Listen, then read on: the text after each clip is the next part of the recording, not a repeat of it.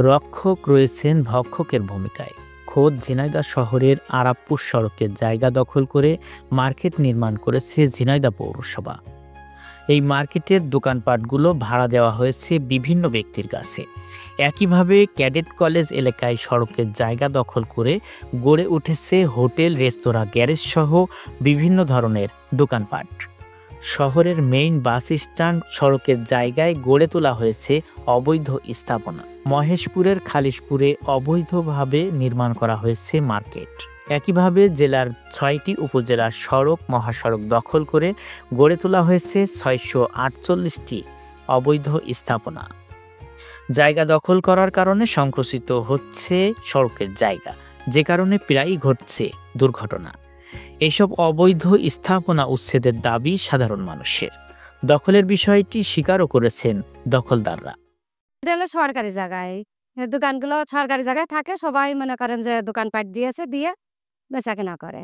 এই এই দোকানপাট আমাদের এই পাম্পের এই পাশ সব, বুঝেছেন। আবার ওটারে ওই যেমন পুড়ে গেছে সাপু পড়ছে জায়গা।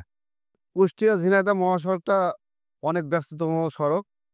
যদি এই সড়কটা অবৈধ দখলদার দখল থেকে মুক্ত হতো, তাই ধরেন 2 লেনের রাস্তা 4 লেন করলে আমাদের যাতায়াত বা দুর্ঘটনা কম হতো।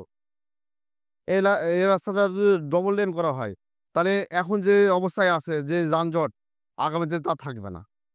এটাই আরাপপুরি সড়কের জায়গা পৌর মার্কেট করে পৌরসভারা দখল করে রেখেছে। তাহলে পৌরসভা যদি সমস্যা না হয়, তাহলে এই ছোটখাটো দোকানের কি সমস্যা হবে? আসলে কি করবেন? আমরা আছি, যখন এই সরকার বলবে আমার জায়গা ছেড়ে দাও, তখন আমরা ছেড়ে চলে যাবো, আমার নিজস্ব জায়গায় চলে যাবো। আবহাওয়া তো করে খাচ্ছি, গরিব বুড়ো মানুষ আমরা। এই রাস্তার পাশে যে দখলদারের কারণে, অবৈধ স্থাপনার কারণে মনে করেন যে অনেক সময় অ্যাক্সিডেন্ট হয়।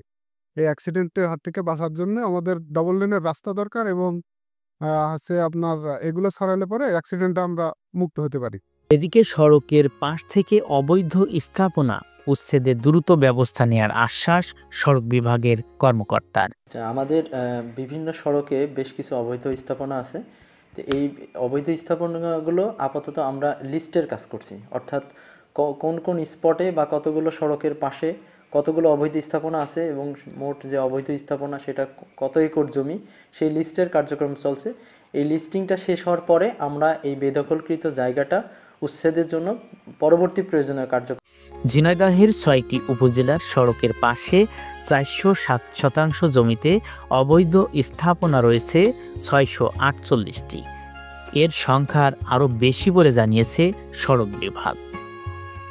Basir Ahmed, SN Bangla news.